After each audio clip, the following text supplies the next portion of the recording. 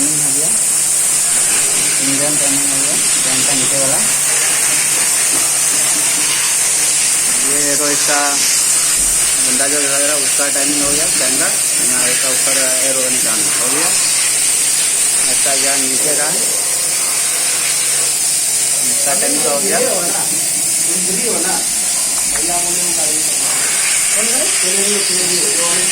ये इसका टाइमिंग है भैया कैम का।